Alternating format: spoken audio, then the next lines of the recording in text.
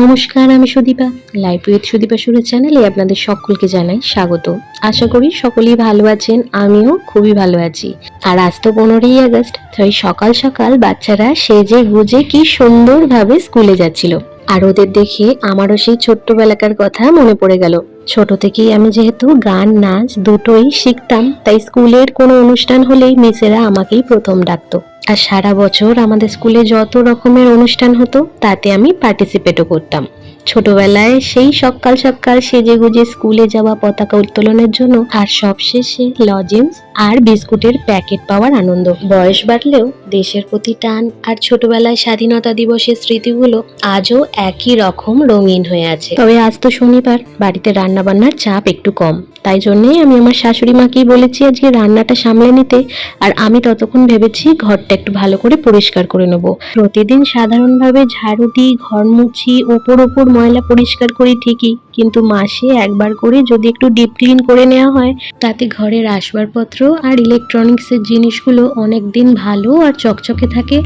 আর আসবাবপত্রের পিছনের অন্ধকারে যেসব মাকড়সা, টিকটিকি এগুলো বাসা বাঁধে, মাসে অন্তত একবার করে নাড়াচাড়া করলে কিংবা পরিষ্কার করলে এদের বংশবৃদ্ধিটাও একটু কম হয়। এদিকে জানলার কার্টেনগুলো সব খুলে নিলাম।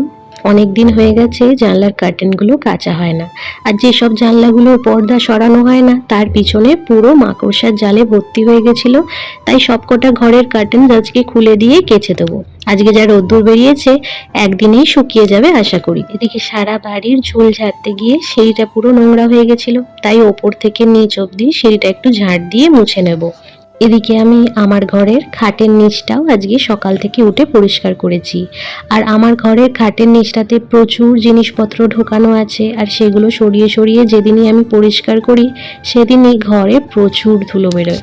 আমার না আগাগোড়াই ধুলোবালিতে একটা অ্যালার্জির সমস্যা আছে, তাই জন্য আমি যখনই মাসে সুযোগ পাই তখনই আমার নিজের ঘরটাকে অন্তত একটু ডিপ ক্লিন করার চেষ্টা করি। কিন্তু আস্তে আস্তে যেহেতু পুজো এগিয়ে আসছে, ঘর বাড়ি তো পরিষ্কার করতেই হবে, তাই আজকে হাতে অনেকটা সময় ছিল, তাই নিজের ঘরটা ছেড়েও আজকে নিচ থেকে ওপরে যেখানে যেখানে পেরেছি সেখানটাই পরিষ্কার করে নেওয়ার চেষ্টা করেছি। এই পুজো আস্তে আস্তে 2-3 বার ভালো করে সারা বাড়ি পরিষ্কার করলে ঘর বাড়ি পুরো পরিষ্কার হয়ে যাবে। আর এখন সিঁড়ি থেকে জানলা পর্যন্ত সবকটা জানলারই গ্রিলগুলো জল আর শ্যাম্পু দিয়ে পরিষ্কার করে নিচ্ছি। কিন্তু সত্যি কথা কি জানেন তো, আমার এই জানলার গ্রিল পরিষ্কার করতে একদম ইচ্ছা করে না। সারা বাড়ির এতগুলো জানলার গ্রিল পরিষ্কার করতে অনেকটা সময় লাগে আর হাতটাও ধরে যায়। কিন্তু জানলার গ্রিলগুলো বৃষ্টির ঝাপটা আর ধুলোবালি জমে জমে পুরো চাপ নোংরা হয়ে গেছে। আর এইগুলো যদি এখন থেকে পরিষ্কার না করি পুজোর আগে আগে, তখন আমাকে আরো বেশি করে কাটতে হবে। আজ প্রায় 12টা বেজে গেছে। এখন ঘরটর সব ভালো করে পরিষ্কার করে নিয়ে স্নানটা সেরে নিচ্ছি। আজ তোমার রান্না করেই নিয়েছে, তাই জন্যে রোদ্দুর থেকে জামা কাপড়গুলো কিছু ছিল সেগুলো তুলে নিয়ে এলাম। আর কালকে থেকেই কিছু জামা কাপড় খাটে পড়েছিল, সেগুলো একসাথে সব গুছিয়ে নেব।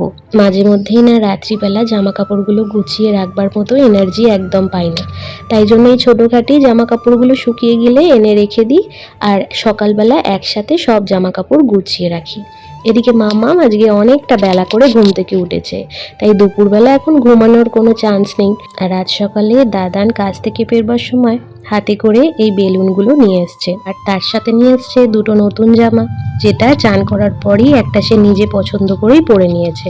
আর আমি স্নান করে আসবার পরই মামামকে দুপুরের লাঞ্চ খাইয়ে দিয়ে ওকে স্নানও করিয়ে দিয়েছি। আর আজ না এখনো পর্যন্ত আমার ব্রেকফাস্ট করাই হয়নি, তাই ব্রেকফাস্ট যেহেতু হয়নি তাই ভেবেছি একটু তাড়াতাড়ি লাঞ্চটা সেরে নেবো। আর আমার মাঝে মধ্যেই যেদিন কাজের প্রচুর চাপ থাকে সেদিন আর খাওয়ার কথা খুব একটা মাথাতেও আসে না, আর আমার খিদেও পায় না। আর এদিকে চান করতে যাওয়ার আগে পর্দাগুলো ওয়াশিং মেশিনে দিয়ে দিয়েছিলাম, কাঁচা হয়ে গেছে, এবার একটু রোদ্দুরে মেলে দেবো। আজকে যেভাবে রোদ্দুর উঠেছে তাতে বিকালের মধ্যেই আশা করি পর্দাগুলো শুকিয়ে যাবে। আর এই পর্দার কাপড়গুলো যেহেতু এই পলিস্টার ম্যাটেরিয়াল, তাই জন্য কাচার পর খুব একটা দেরিও হয় না শুকাতে। এই তো এবার চলে এসেছি রান্নাঘরে। মা আজকে কি রান্না করেছে সেটা একবার আপনাদের জানিয়ে দিই। আজকে হয়েছে ভাত, সঙ্গে হয়েছে বাঁধাকপি আলুর তরকারি, আর মা আজকে সকালবেলা আমাকে জিজ্ঞেস করে করে করেছে ভেজ ডাল। মা তো খুব একটা ভেজ ডালটা করে না, তাই মাকে বলেছিলাম প্রেশার কুকারেই একবারে গাজর আর বিনস আর ডাল একসাথে সিদ্ধ করে নিতে, নেওয়ার পর কড়ায় অল্প তেলে ফোড়ন দিয়ে ডালটা একটু সাদলে নিতে। আর তার সাথে হয়েছে ওল ভাতে আর পটল আর কাঁকরোল ভাজা। আর এখন ঘড়িতে প্রায় 6টা বাজে। আর আজকে দুপুরবেলা এত কাজের পর আর ইচ্ছা করেনি বিছানার কভারটা তুলতে। আমি তো এবেলা যাব আমার বাপের বাড়ি, তাই বাড়ি যাওয়ার আগে বিছানার চাদরটা তুলে দিচ্ছি। এমনি বিছানার চাদরটা সাদা, তার উপরে আজকে পাখা আর সিলিংটা ভালো করে পরিষ্কার করেছি, তার সব নোংরা সব বিছানাতেই পড়েছে।